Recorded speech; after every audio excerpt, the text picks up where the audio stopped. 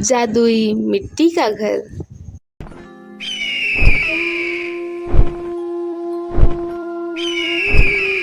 बहुत समय पहले की बात है।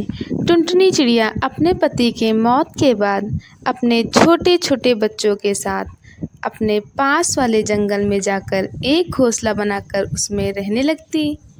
एक दिन उस जंगल में रहने वाला मिट्ठू तोता टुनटुनी चिड़िया के पास आता है और उससे कहता है, चिड़िया बहन, आपने तो इस जंगल में अपना घोंसला बना लिया, लेकिन आपके बच्चे तो बहुत छोटे हैं। आपको पता है इस जंगल में बाज का आतंक है। जब भी बाज यहाँ आता है पक्षियों के छोटे छोटे बच्चों को उठाकर भाग जाता है। वैसे भी आपका घर तो बहुत कमजोर है, मेरी मानो तो अपना एक मजबूत घर बना लो। अच्छा किया तोते भैया, जो आपने मुझे बता दिया। मैं तो पहले से इस जंगल में नहीं आई हूँ, मुझे यहाँ के बारे में कुछ खास पता नहीं है। मैं अभी से ही अपना मजबूत घर बनाने में लग जाती हूँ। तोता भैया, मैं लकड़ियाँ लेने जा रही हूँ। जब तक आप मेरे बच्चों का ध्यान रखना, मैं जल्दी आ जाऊँगी। इतना कहकर टुनटुनी चिड़िया लकड़ियाँ चुनने चली जाती है। बहुत ढूंढने पर उसे कुछ सूखी लकड़ियाँ मिल जाती हैं। इतनी लकड़ियाँ तो काफी हैं, इससे मैं अपना मजबूत घर बना लूंगी। अब इसे लेकर घर चलती हूँ। बच्चे भी अकेले हैं, मुझे ज्यादा देर उन्हें अकेला नहीं छोड़ना चाहिए। जैसे ही टुनटुनी चिड़िया लकड़ियों को उठाने लगी, तभी दुष्ट कौवा वहाँ आ जाता है। चिड़िया रुक, ये लकड़ियाँ मेरी हैं, मैं इन्हें ले जाऊंगा। भैया कौन है? मैंने बड़ी मुश्किल से लकड़ियों को जमा किया है, इन्हें मैं आपको नहीं दे सकती। इससे मैं अपने बच्चों के लिए मजबूत घर बनाऊंगी। अच्छा, तो तू सीधी उंगली से नहीं समझेगी, मुझे अपनी उंगलियां टेढ़ी करनी पड़ेंगी। वे देख, मेरे पास रामपुरी चाकू है। अगर तूने अभी ये लकड़ियां मुझे नहीं दी तो मैं इसी से तेरा पेट फाड़ डालूंगा।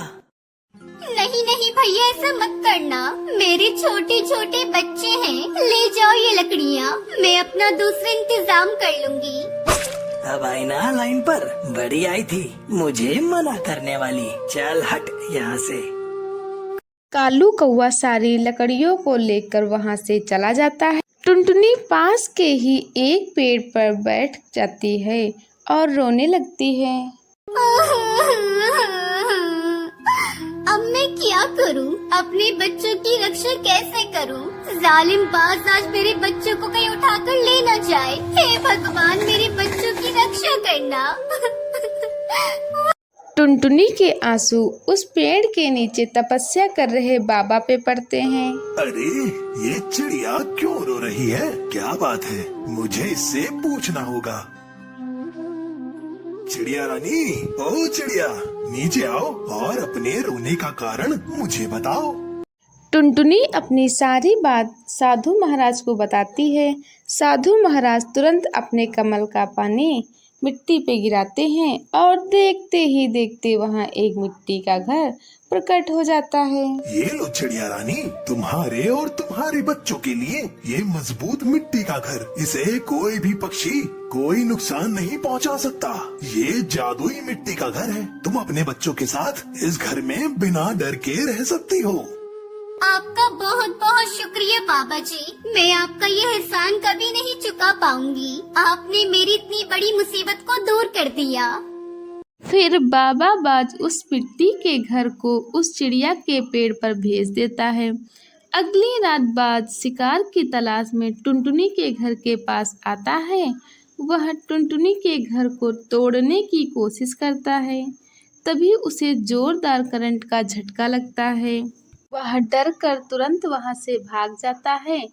उस दिन के बाद से टुनटुनी चिड़िया उस घर में खुशी खुशी अपने बच्चों के साथ रहने लगती हैं।